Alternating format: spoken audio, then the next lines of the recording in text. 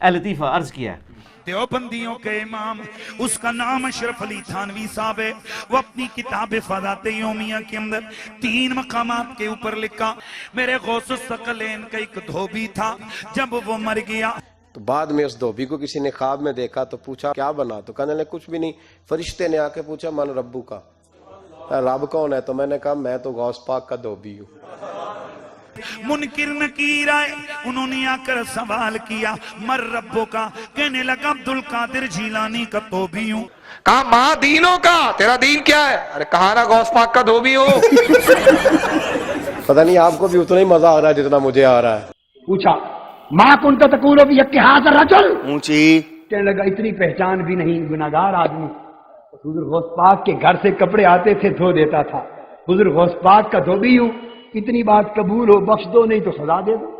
فرشتے حیران، یا اللہ کیسے بندے سے پالا پڑا، اونچی جو سوال کرتے گے جواب ایک ہی دیتا ہے کہ میں عبدالقادر جیلانی کا دھوبی ہوں. فرشتوں نے کہا مولا کس بندے کے پاس بھیج دیا؟ اب تک 2 ہی بندوں سے واسطہ پڑا، ایک وہابی اور ایک سنی. حضور غوث اعظم قبر میں آئے اور فرمانے لگے کیوں تنگ کرتے ہو میرے ماننے والے کو، اونچی کیوں تنگ کرتے ہو میرے، یہ کوئی لوارث ہے اس کو تنگ کر رہے ہو؟ فرماتے ہیں حضور غوث اعظم نے فرمایا مجھ سے پوچھو کیا پوچھنا ہے، مجھ سے پوچھو. فرشتے کہنے لگے ہم پوچھتے ہی نہیں، ہم پوچھتے ہی نہیں، عبدالقادر جانے اور خدا جانے. اور تانوں کھنگن نہیں دینا کسی نے.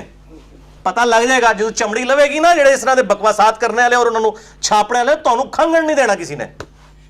جیسے ہی پوچھنا تھا وہ دھوبی جلال میں میں جب سے بول رہا ہوں مجھے نہیں معلوم، بس اتنا معلوم کہ غوث اعظم کا دھوبی ہوں، اتنا ہی معلوم کہ آگے کچھ نہیں معلوم، بس اب کچھ نہیں پوچھنا. یہ پاگل ہو گیا، باولا ہونے کی علامت ہے اس. چوتھا سوال ہے نہیں، ان لوگ پوچھتے نہیں، اس کا جلال دیکھ کے واپس چلے گئے نا. حکم ہوا، تھانوی صاحب لکھتے ہیں کہ حکم ہوا فرشتوں اسے جنت لے جاؤ اونچی کہ یہ میرے عبدالقادر جیلانی کا دھوبی ہے. پتہ نہیں آپ کو بھی اتنا ہی مزہ آ رہا ہے جتنا مجھے آ رہا ہے. رب کی بارگاہ سے حکم ہوا اے فرشتوں، وہ اگر ہمیں نہیں جانتا تو کیا ہوا، ہمارے محبوب غوث اعظم کو تو جانتا ہے. اس دھوبی کی بخشش ہو گئی، دھوبی کی بخشش ہو گئی. اونچی اس پر تھانوی صاحب لکھتے فرماتے کہ اس کی بخشش ہو گئی. اور کیوں ہوئی؟ کہتے ہیں کہ دھوبی کا بار بار یہ کہنا کہ غوث پاک کا دھوبی ہوں اس کی نسبت کے کبھی ہونے کی دلیل تھا. لیکن یہ مرنے کے بعد پتہ چلے گا، جو مولا علی علیہ السلام کا قول ہے کہ انسان سویا ہوا ہے جیسے ہی مرے گا تو جاگ اٹھے گا. اوہ یہ کیا ہوا؟ اونچی تو یہی کچھ ہی ہونا ہے. وہ اللہ دے بندو کسی وڈے تے وڈے امام نو بھی قبر کسی نے کھنگن نہیں دینا، ادھر تے حالت ہی کوئی نہیں ہونی. ٹھیک ہے کہ جائے گا کسی کی قبر میں پہنچ جائے گا، سب کچھ جھوٹ ہے. تو یہ ہوائیاں اڑ جائیں گی مرنے کے بعد، پتہ چل جائے گا کہ جناب یہ وہ کہتا نہیں، پتہ لگ جائے گا کہ آگے جا کے پتہ نہیں لگنا تو انہوں لگ پتہ جانا ہے. ٹھیک ہے، لیکن اس وقت ایک بندے کو مرنے کے بعد پتہ چلا کہ غلام احمد قادیانی دجال تھا، اب وہ کہ یا اللہ مجھے دنیا میں دوبارہ بھیج دے، میں دوبارہ اپنے آپ کی اصلاح کر لوں. نہیں، بخاری مسلم میں موجود ہے، میرا یوٹیوب پہ کلپ ہے، قبر میں 3 نہیں 4 سوال. بے شک. تو وہ سوالوں کے جواب آپ نے خود ہی دینے ہیں اپنی قبر میں. مر ربو کا، ماں دینوں کا، کوئی کسی کی طرف سے دے ہی نہیں سکتا. اس میں تو الفاظ ہے یا جواب دے گا یا نہیں دے گا. اگر بخاری مسلم میں کہیں ہے کہ کوئی اور آگے دے دے گا تو ہمیں دکھائیں کہ جی میں غوث پاک دا تو 20 ہاں. ایک وہ بھی سنے ہیں نا، فرشتے آئے تو انہوں نے پہلا سوال کیا مر ربو کا، تو انہوں نے کہا میں شیخ عبدالقادر جیلانی کا دھوبی ہوں. اور یہ واقعہ اشرف علی تھانوی نے بھی نقل کیا ہوا ہے، صرف بریلوی نہیں بیان کرتے. یہ پتہ نہیں کس نے کیمرہ بیچ میں فٹ کیا ہوا تھا.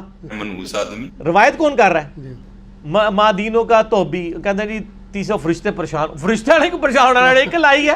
بخاری مسلم میں الفاظ ہے جب تینوں سوالوں کے جواب نہیں ہوں گے نا تو فرشتے پوچھیں گے تو نے یہ سوالوں کے جواب کیوں نہیں ہے؟ وہ کہیں گے میں وہی کہتا تھا جو لوگ کہتے تھے. تو فرشتے کہیں گے تو نے خود علم حاصل کرنے کی ضرورت مطلب کیوں نہیں کوشش کی؟ پھر ایک گرز ماریں گے وہ زمین کے برابر ہو جائے گا.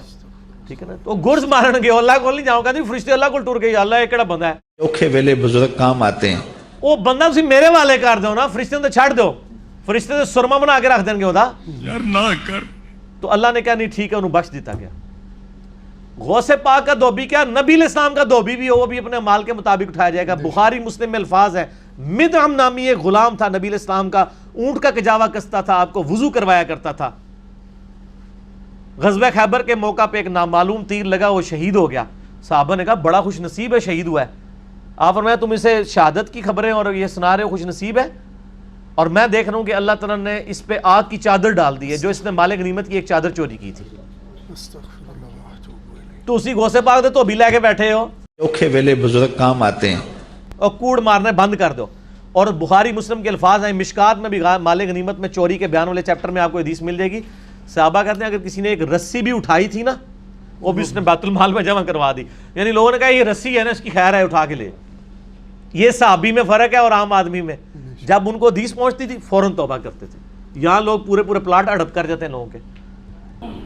جامع ترمذی میں حدیث ہے کہ سیدنا عثمان غنی رضی اللہ تعالیٰ عنہ علیہ السلام کے بارے میں آتا ہے کہ وہ جب کبھی قبرستان جاتے تو اتنا روتے کہ ان کی داڑھی آنسوؤں سے تر ہو جاتی. تو اصحاب پوچھتے کہ آپ کے سامنے جب جہنم کا ذکر ہوتا ہے آپ پہ اتنی خشیت طاری نہیں ہوتی، لیکن قبرستان میں قبر کے سامنے یہ معاملات آپ کے ساتھ کیوں ہوتے ہیں؟ تو انہوں نے کہا کہ میں نے نبی علیہ السلام سے خود سنا تھا کہ قبر آخرت کی منزلوں میں سے پہلی منزل ہے، جس کی یہ منزل پھنس گئی اس کی اگلی منازل مشکل ہو جائیں گی، اور جس کی یہ منزل آسان ہوئی اس کی اگلی منازل آسان ہوتی چلی جائے گی. یہ وہ شخص کہہ رہا ہے جسے 3 دفعہ جنت کی بشارت ملی ہوئی ہے. ہمارے پاس کوئی جنت کا ٹکٹ نہیں ہے اور ہماری بے پرواہی اپنے عروج کے اوپر ہے. اسی کو پنجابی میں کہا جاتا ہے نا، عقل نہ ہوئے تے موجیں ہی موجاں، عقل ہوئے تے سوچیں ہی سوچاں. جسے عقل نہیں ہوگی وہ موجیں مارے گا کیونکہ اسے پتہ نہیں ہے نا، لیکن جسے عقل ہوگی وہ سوچے گا کہ یار یہ معاملہ تو بڑا خطرناک ہونے والا ہے. صحیح بخاری میں حدیث ہے، نبی علیہ السلام نے فرمایا آپ ایک جگہ سے گزرے، کچھ اصحاب آپس میں یعنی ہنسی مذاق کرتے ہوئے ہنس رہے تھے، تو آپ کھڑے ہو گئے. آپ نے فرمایا جو کچھ میں جانتا ہوں نا، اگر تم جان لیتے تو بہت کم ہنستے، زیادہ رویا کرتے. بہت سیریس کیس ہونے والا ہے. صحیح مسلم میں حدیث ہے، آپ علیہ السلام فرمایا میں نے ارادہ کیا کہ میں اللہ سے دعا کروں کہ تمہیں عذاب قبر سنوا دے. دکھانے والی تو کہانی ختم سر، سنوا دے. لیکن مجھے ڈر ہوا کہ اگر تم نے عذاب قبر سن لیا تم اپنے مردوں کو دفنا نہیں چھوڑ دو گے، ایسی خشیت تم پہ طاری ہو جائے گی. لیکن یہ اللہ تعالیٰ نے سب کچھ پردے میں رکھا ہوا ہے سر. صحیح بخاری میں حدیث ہے کہ میت جو ہے وہ چارپائی پہ کلام کرتی ہے. نیک میت کہتی ہے مجھے جلدی جلدی میری جگہ کی طرف لے چلو، اور جو بری میت ہے وہ چیخو پکار کرتی ہے کہ مجھے کہاں لے کر جا رہے ہو. اور نبی علیہ السلام کے الفاظ ہیں صحیح بخاری میں کہ زمین و آسمان کی ہر مخلوق اس کی چیخیں سنتی ہے سوائے جنوں اور انسانوں کے، کیونکہ جنوں اور انسانوں کو اللہ تعالیٰ نے غیب کے پردے میں یہ چیزیں رکھی ہیں نا، اسی کے اوپر تو جنت ہے. ان الذین یخشون ربہم بالغیب لہم مغفرۃ واجر کبیر. جو لوگ بن دیکھے اپنے رب سے ڈرتے ہیں ان کے لیے مغفرت ہے اور اجر کبیر ہے. دیکھ کے تو سب نے مان لینا ہے. پھر سر اس سے بھی آگے اگر آپ چلے جائیں، صحیح بخاری میں یہ حدیث موجود ہے کہ جب میت کو سوالات کے جوابات نہیں آتے نا تو فرشتے اس سے پوچھتے ہیں کہ تجھے سوالات کے جوابات جو نہیں آئے یہ کیا معاملہ تیرے ساتھ ہوا؟ تو وہ کہتا ہے میں تو وہی کہتا تھا جو لوگ کہتے تھے، سن سنا کے سننی، ٹنی پڑھ پڑھا کے سننی نہیں. تو فرشتے کہتے ہیں تو نے خود پڑھ کے سمجھنے کی کوشش کیوں نہیں کی؟ پھر فرشتے اسے ایک گرز مارتے ہیں جس سے وہ زمین کے اوپر بالکل، جس کو کہتے ہیں نا پیرلل ہو جاتا ہے، زمین کے خاک بن جاتا ہے. اور اس کی جو گرز کی اگینسٹ اس کی چیخو پکار ہے اس کو جن و انس کے علاوہ تمام مخلوقات سنتی ہیں. اگر یہ سن لیں تو ظاہر ہے یہ تو پھر انسان کے بچے نہ بن جائیں. یہ اللہ نے پردہ رکھا ہے، ورنہ تو آپ بڑے بڑے بزرگوں کو دفنا کے نکل رہے ہو نا، ان کے پردے جو ہے نا وہ جنازہ یعنی اس قبرستان کے گیٹ تک پہنچتے ہوئے ساری بزرگی کھل گئی ہو، دلال کی بات پیچھے سے آ جائے یار نہ کر. ٹھیک ہے، لوگ ایسے بزرگی کا دعویٰ بھی پھر چھوڑ دیں گے، وہ ڈرتے رہیں گے نا. تو یہ اللہ نے پردے رکھے ہوئے. منحوس آدمی